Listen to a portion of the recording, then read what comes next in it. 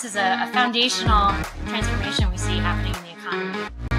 DeFi and blockchain are redefining business, the economy, and our society.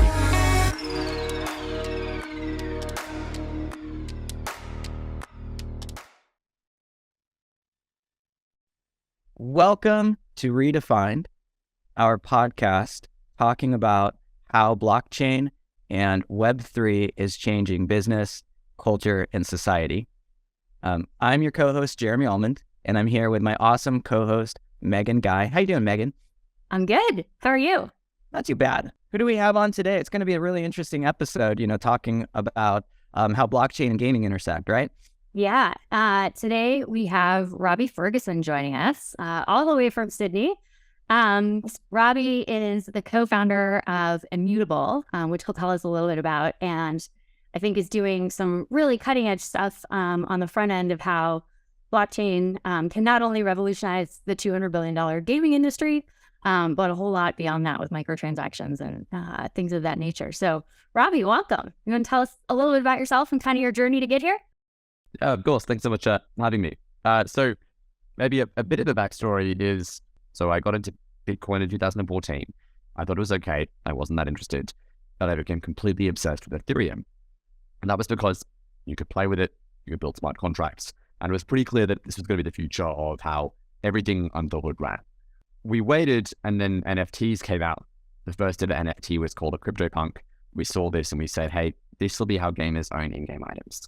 And we thought that this would really be like the sort of breakout mainstream use case of Web3 technology. And so we built a prototype, which was the first ever multiplayer game on a blockchain. It was called Etherbots. It went viral, but it was a terrible user experience. It will cost you hundreds of dollars to play around today because all of this logic is on-chain. Think like rock, paper, scissors on the blockchain, and you can win some cool robot parts if you beat your opponent. We went extremely technical into this, and we go into depth, commit reveal schemes, verifiable probabilities, like a ridiculous length to make this all decentralized on-chain, before realizing that wasn't at all what the industry needed to mature. What it needed was a ridiculously easy platform to create real economic rights around in-game items.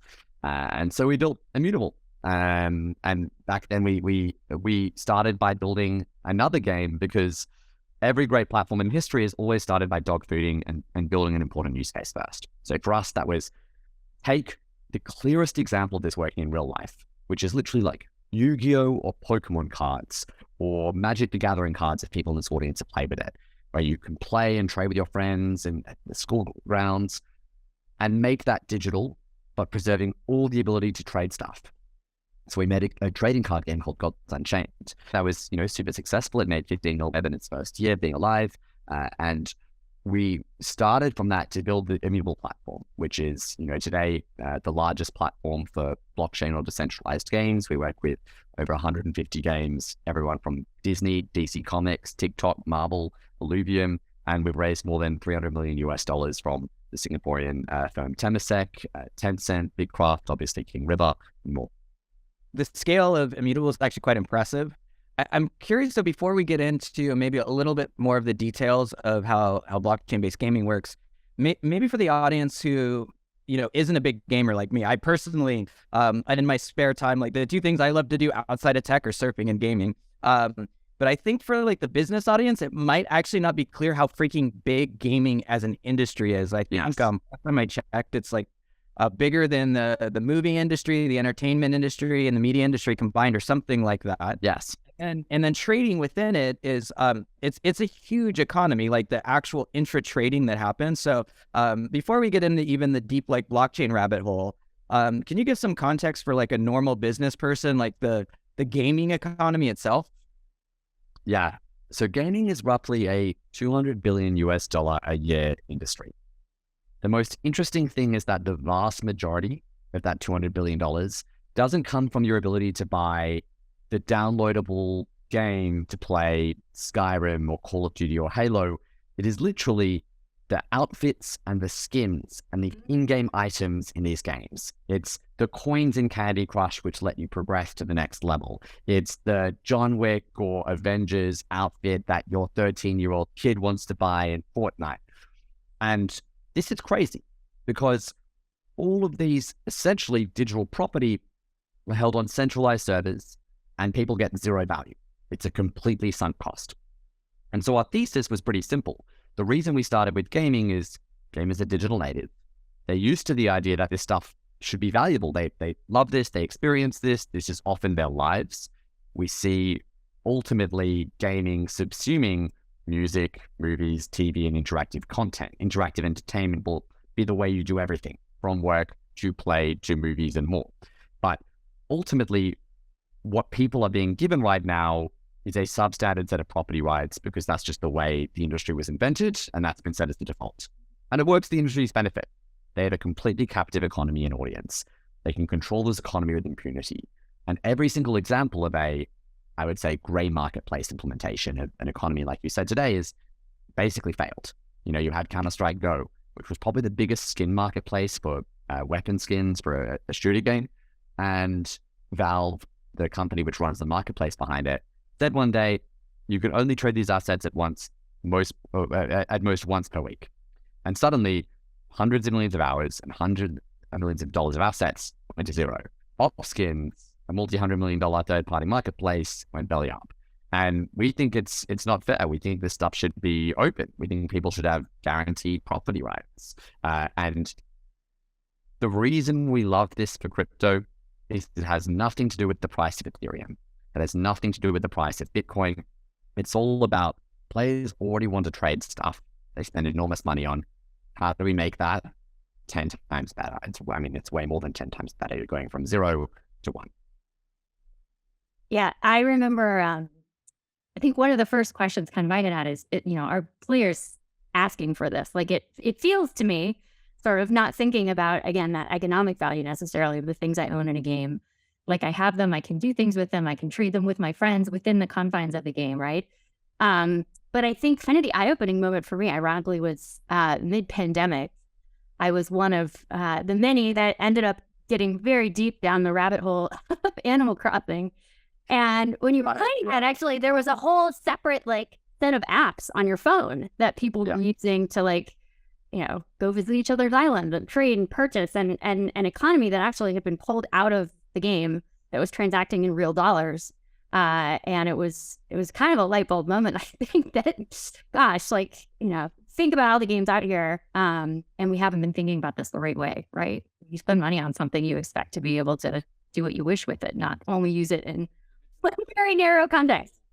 Yeah, you have rights, but sometimes because something goes intangible and it's digital, we suddenly say you have no rights. And we think that's crazy. We think it should be the same.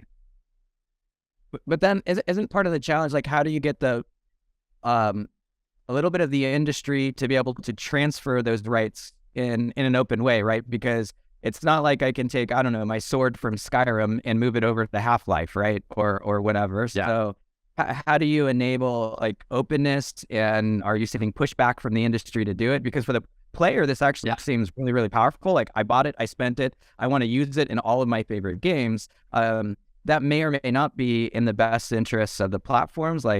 How do you guys have that kind of conversation? Yeah, so there's two questions there, the technicals and then the business commercials. And the technicals is by default.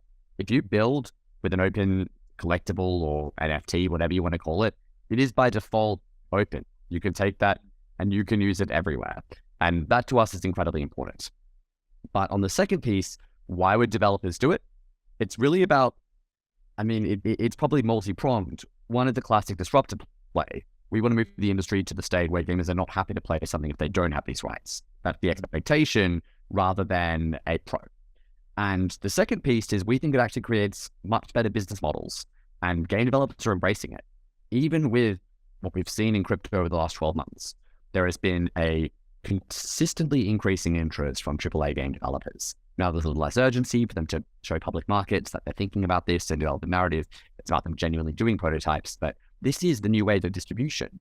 And the best example I can give for this is Magic the Gathering, again, has an estimated secondary market cap of physical cards that get traded by people of $20 billion US. Literally. But Magic the Gathering can tap into zero of that value. And so every year they have to create new cards which depreciate the value of old cards because they're more powerful, they're cooler, they're newer, they have more interesting or relevant game design in order to monetize. Imagine instead they could simply take a clip of every single time someone trades this in the secondary marketplace economy, and then their incentive is just grow the value of this economy, create more interesting game modes, do whatever decisions are in the best interests of maximizing the amount of people who want to play in the universe of Magic the Gathering. And that is the true magic of digital ownership. At the end of the day, if you give a player an item, you can always deprecate the game and move on to the next one. That item loses a significant amount of value. What we're building is the infrastructure that facilitates incentive alignment, where the game publishers and builders have exactly the same motivations as the game players. The best example of this is cooperative, where everyone owns a company rather than one single person owning a company. I think the beautiful thing behind that is the game developers then have the incentive to even fix things like how do you take value from one game and transfer it to the next. The latest Call of Duty Warzone took all of the assets from Warzone 1 and made them valueless. You couldn't transfer anything from the first downloaded game and your assets to number 2 because that's their incentive. But imagine now you can transfer all of that audience and create an ongoing economy that is just, hey, how do we make the coolest thing possible, maximize trading volume, and we take clips on it. So I think that's one really good example of how you can have a much better and much more aligned business model. How exactly sort of do the economics work? Like, because these are pretty inexpensive items, right? Typically, I mean, I don't know. Some of them. How do the economics work such that that works for the game publisher, for the infrastructure, and for the user? You know, do you end up having to spend the same amount of transaction fees? How have you guys solved that? Transaction fees is a good one. When you build an immutable, and obviously what our goal is make this really scalable, make it carbon neutral, and make it really easy to use. So when you pay on us, you actually pay $0 in gas fees. And we're able to abstract that away from end users. We think that's incredibly important. You can have things like guaranteed secondary market royalties. So if you're the creator of an asset, and particularly as we see massive user-generated content, if you've been alive in the last 3 months, you've seen someone writing a Twitter thread on how AI will change the world. It's not going to be at the point I cannot read another top 10 thread. But the reality is we're having a huge influx of AI and user-generated content. Content creation is being democratized. In 20 years, you'll type into a search bar, make me a film starring Matt Damon, Jennifer Lawrence, set in Paris, where it's a action comedy thriller. And there's a massive twist at the end, and we'll generate that on the fly. That's how good NNs and LLMs are going. And what that means is, how do we create property rights for curators and generators, rather than sort of having everything rely on a monolithic company making content? Yep. The reason we're so excited for gaming is we see a very open future where Roblox and Fortnite are having multiple game modes just made by everyday people. Fortnite recently released their sort of open modded environment where people have built things like Elden Ring. In there, you have Roblox having someone build a mod that looks just as good as the last Call of Duty game. And like, as someone who played Roblox as a kid, it is mind-boggling how quickly this industry is progressing. But we very much run the risk of living in a future where everything is digital and everything is easy to create, but there's precisely zero economic guarantees or rewards for creators or publishers. And so what we really, like at the core of what we're doing, we're building digital property rights or digital physics for the future world that's owned by everyone rather than by a giant social media company taking 52%. Now, I think one of the things people, when they think about NFTs or some blockchain use cases, it's monkey JPEGs, right? So what's the 101 explanation of sort of why blockchain enables sort of this unique leveling of royalties among different constituents? Like, how does that actually work in a way that couldn't have been built 5 or 10 years ago, kind of pre smart contracts and things like that? I'll quickly touch on monkey JPEGs. For us, if you go to God's Unchained, which is the first game we ever made, you will not see the word NFT anywhere on the website because it's not important to us. Players should play a game without knowing that it is blockchain technology, and they should just experience the ability to have assets they can sell or trade. When they earn something, they can get real value from it, and the incentive of that publisher is aligned to the future and long-term economic value of that game. And that's where I think the industry is going. Everything we build is, you can't even know it's crypto under the hood. We just released our wallet, Immutable Passport, which you can sign on with an email, but users still under the hood have ownership of their own stuff. I think there's this question in general of then why couldn't, if everything under the hood is blockchain but nobody sees it, then why do you need a blockchain at all? Like, what does smart contracts actually do, or is it just a buzzword? The reason you need a blockchain is the same reason that every database or marketplace which is implemented in this past has massively failed. I gave you the example of Counter-Strike Go, where the company running it decided one day to just change it with impunity. What we're building is the rails that guarantees that this stuff can actually become valuable. The reason we don't have $1 trillion of digital stuff being traded is no one can trust this. No one can even build a third-party marketplace without having the rug pulled from under them by a giant centralized developer saying, actually, we think this is a better path for us to monetize right now. Same as what's happened with, app store aggregators and people who exert incredible vertical control over distribution is they keep raising their rake until either a regulator says no, a business says no, or consumers get fed up.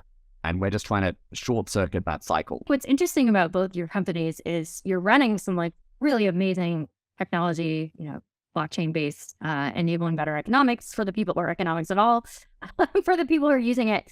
But you've both made a really conscious decision to kind of keep that under the hood and not broadly advertise kind of to your constituencies that, if you're running a blockchain company.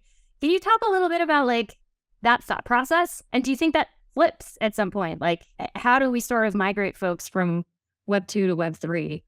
Yeah, I think for us, the question is, how do you create 10x better value than the previous industry? And so I think you've got to build a company that's actually significantly better for customers than what they were coming from.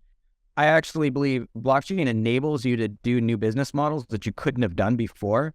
But the focus is, well, what does that actually enable? So in Paystand's case, that means moving money much more efficiently, right? So less security risk from SVB kind of falling apart, less sort of financial risk in terms of moving money across borders, less cost from fees like big monopolies like Visa and MasterCard. But those actually have to play out into real economics for businesses. You could see, the same kind of thing in gaming, right? I mean, as a gamer, personally, I'm quite interested in how Robbie thinks about this, but like, I don't really care how the technology works. I just want to be able to, whatever, kill the troll, get the sword, and then go use it somewhere else and keep it because it's an awesome sword. How does Robbie make the magic happen? I don't know. What do you think, man? Yeah, I completely agree. If you go to a website and you see the green lock in the upper left corner, you know that your communication with that website is safe. You don't need to know how HTTPS works under the hood. If you're going to a website and has low latency, they don't advertise to you, hey, this is AWS or Azure. It's just under the hood infrastructure. And we see the same thing for Web3, which is users should know things like what self-custody means at the end of the day, but that should really even be a choice for power users. And we should be creating stuff that's incredibly simple for players, but also for developers to use. And I think one of the unique differentiators for us is, rather than focusing on making better blockchain contract infrastructure, which we have, we really focus on everything should be abstracted through APIs. Unless this is as simple to build on as Stripe is for payment rails, this is not going to go mainstream. And developers need incredibly easy ways to build real economies. So on the real economy question, I'm curious how both of you actually think about token economics, right? Because in our case, actually, we've stayed away from tokenizing kind of how do we think about the business. Robbie, you guys have kind of taken an approach that token economics are a necessary part of the digital economy for you. Lots of skepticism in that world. And, certainly Megan on the venture side, I think post ICO, everyone has kind of said, well, how real is token economics? How do they work? Where are they not scams? Where is there sort of real economies be created? So maybe we can kind of spend some time for token economics for folks that are maybe a little bit skeptical of where and how that plays a role in blockchain. They can be incredibly powerful tools. They can be like programmable equity or frequent flyer points on steroids, where everyone can be empowered to own a piece of the thing that everyone's building. Obviously, the foundation that created the Immutable ecosystem token never did an ICO or anything. It's really just about getting into the hands of people using our ecosystem, building on us, and using that to help create this massive incentive-aligned community where people can be rewarded for micro actions.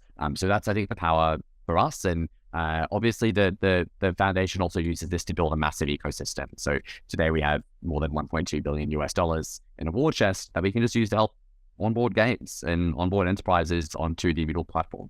Yeah, I think this kind of goes back to the question, maybe I asked you guys earlier. It's a slightly different way to answer it, but you said we don't want people thinking about the infrastructure they're using. Like, my goal is to create something that's 10x better, right, than the previous experience. And as I think about tokens, I think there are a lot of people who've gone and created projects and launched tokens that aren't necessarily actually creating value for people, right? Or the promise is there will be value once, if we can get enough people using the token. That's a much harder pitch, I think. And I think that's where you've seen some of, the bad actors and kind of poor behavior. And unfortunately, that's the stuff that gets amplified often in the media. At the end of the day, I think done right, and kind of the way, Robbie's talking about and how IMX has done it, it's about delivering value and incentive to the people that are generating value and activity and helping develop your system. And so in that respect, it's like a much more powerful marketplace, right, than kind of what we had on the Web2 side of things. But certainly lots of opportunities, I think, for people to take it in the wrong direction. And, the speculation side of it is a whole different angle and kind of can of worms I won't get into. But yeah, I think as a real utility mechanism, it's quite a powerful concept. This is what made me fall in love with Ethereum in the first place. In one of the early white papers or something they wrote about the possibility of a decentralized Uber, where the network was owned and operated not by a single company, but by every driver partner in the network. And that was facilitated and run by tokens. And you can easily see a world where fees on everything can come down because you don't need to have preservation of margin for a single company, but instead every single participant in the network can actually own a part of that network. The people creating value and driving every day can own a piece of the underlying equity. That to me is tremendously exciting.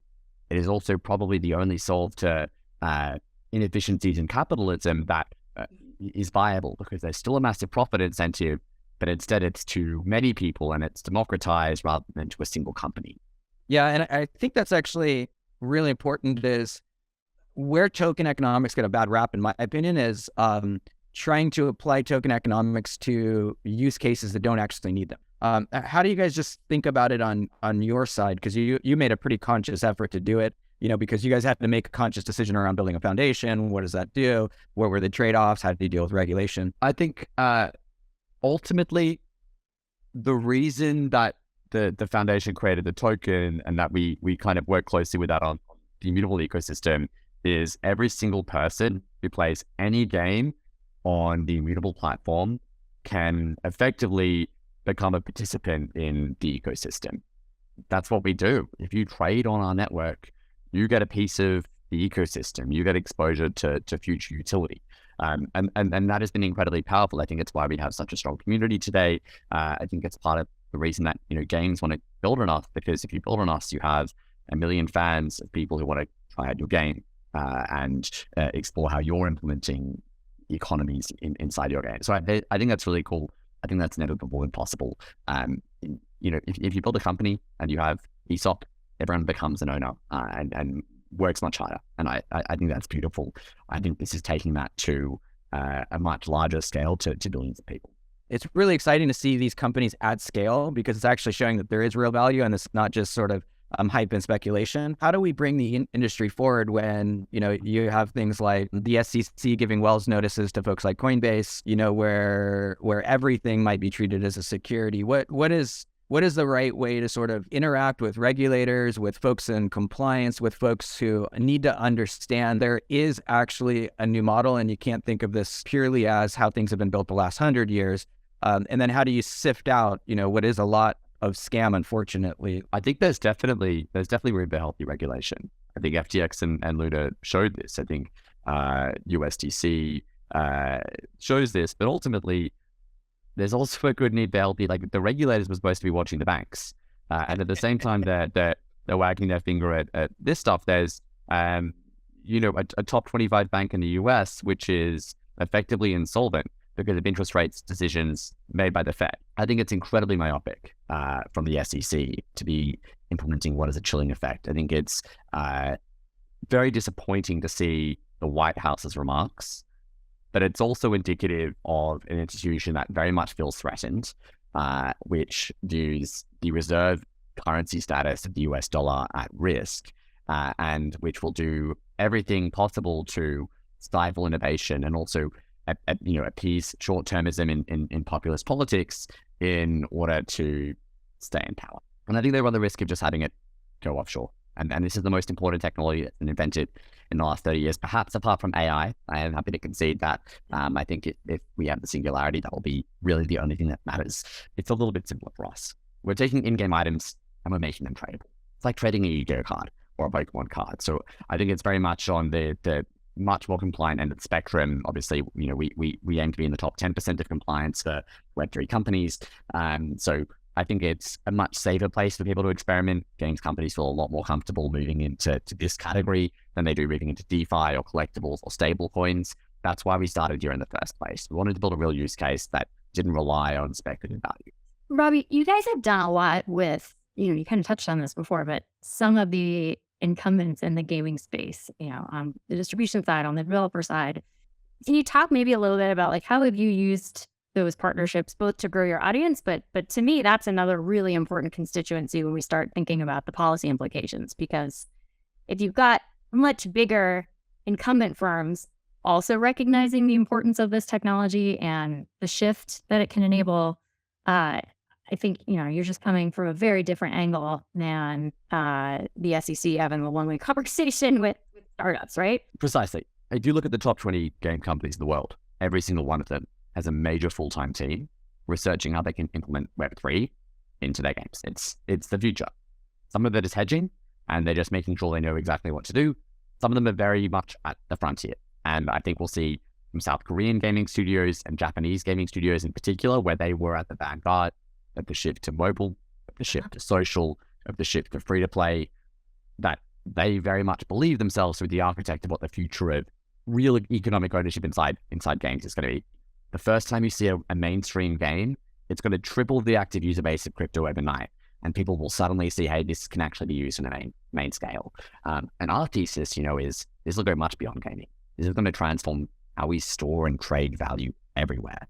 People will be able to trade their own term deposits, their own homes, insurance contracts, intellectual property, all with a set of property rights, and more importantly, access to third-party financial infrastructure and liquidity that makes it far better prices and far more financial utility to the end user.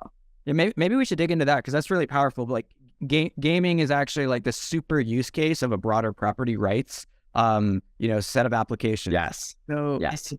It might not be clear to people how broken things like property rights or insurance are, right? Like, I have a place out in Mexico and just getting the titling process was absolutely insanity. Yes. So the first thing I'll say is that this is very much our goal. Like, I think gaming is the first breakout use case. It's what we're 100% focused on today. But ultimately, it's a drop in the ocean compared to everything being transformed and tokenized. The nice thing is if we build a good platform for gaming, it's actually really easy to do it for the other use cases. If you look at 3.1 billion gamers owning maybe 1,000 assets each per year, which is actually not crazy, like probably people would far exceed that. You're well into the trillions of assets globally. That is the most complex subset or topology of unique value you'll ever try and make liquid or create a good user experience for. So it's pretty trivial then to take a couple of billion homes or a few million term deposits or 100 billion insurance contracts. And I think that the difficulty is this stuff isn't digital. You have to have businesses which are linking the Mexican local real title system to NFTs. And that's a business in and of itself. And that's why digital property will not matter as a value proposition for all this stuff. True digital ownership only matters for stuff where you can have the value live completely digitally, where transference of custody of the asset transfers all value, and there can never be anything which impugns that, which is what gaming is. It's what maybe a few on-chain financial products are. We'll see more and more of this stuff over time, but a huge chunk of value is going to be here. It's drafted and lives in a legal system. It lives in a bank. It's a term deposit. It lives in the ground. It's a home. And all this stuff will require businesses. And the reason this stuff is going to be tokenized will not be digital ownership. It's going to be superior liquidity and superior utility. And the best example I can give here is, imagine you're in, let's take your example, Mexico, and the local financial infrastructure is incredibly unwieldy, and the local currency is unstable, and you have the cheapest mortgage you can get is 10% because third-party financial infrastructure is just inefficient. As soon as you could have a mortgage on-chain contract, which is so efficient at appraising and allowing you to collateralize an on-chain asset, that it can offer you a mortgage that's 1% cheaper in your local jurisdiction, you suddenly have a multi-billion-dollar impetus for every single home in that jurisdiction to be tokenized overnight. And so that's why financial systems are at first slow, but then you have a rush. Well, and you could see how you certainly see how you can tokenize financial instruments quite quickly, and those businesses are growing quite quickly, right? So accessing DeFi loans, accessing complex financial instruments cross-border. There's many use cases, but in many ways, it almost looks like a digital asset, right? Because you can sort of make money programmable in a way. How does the smart contract enforce my house title, which normally would be law firm, I don't know, a title person, to actually take the home back if something goes wrong? So like, how do we deal with the crossover from digital to real? The simple answer is there will be hundreds or thousands of businesses which just do that. They insure, they create the bonds, they say, hey, we're the company that backs your sneakers to NFTs, and it's StockX, and they'll guarantee the value of this stuff. For things like governments, I think you'll have the government write into law that when you transfer an asset that's a digital asset, that confers a property title transfer. And at that point, that's pretty strong protection, because you have the exact same protection that guarantees the police will show up when someone trespasses on your house, as long as you transfer the value of that NFT. So that's basically as good as you can get. How do we actually be able to rebuild trust in society if you decentralize the systems that are more likely to be corruptible? You still are going to have people who have to interface with it, but there's less risk on for those folks that are interfacing with it, right? So if you're saying, hey, there's going to be somebody at the local office that's going to enforce the title, yes, but at least you know that the title and the contract around the title can't be confiscated, can't be corrupted or whatever. Yes, and this is where you have the ideas of things like oracles or synthetic assets, which haven't quite, I think, taken off in a meaningful sense. But as soon as we get those right, we have pretty cool systems where on-chain, you can have incentives to report the truth on anything. And then you have a very powerful and very flexible model to say, well, hey, no, actually, the owner of this house is X, and people can vote on that, or there's sufficient incentives to report on that truthfully. And I think once that infrastructure gets right, we're going to have a very powerful model. Well, thank you so much for joining us, Robbie. Fantastic conversation. I've always been a big fan of Immutable, and I'm even more excited now for the years ahead and all the places that I think we'll see better outcomes, better businesses, and yeah, moving towards this future I think we're all excited about. So thanks for a lot of work to be done. Yeah. No, thanks for having me, guys. I really appreciate it. I love it. And Robbie, where can people find you if they want to learn more about kind of your views on how digital assets are actually going to change the world of business and politics? On my Twitter. Not into it. Yep. Or twitter.com/0xferg. Yeah. Or if they want to build a game, immutable.com. All right. So you're at immutable.com. If they want to build a game, awesome. Well, that makes a wrap. Stoked to spend time with you, Robbie. We're going to have great episodes. Keep going to reDeFined podcast. And we'll see you in the next episode. Cheers, everyone.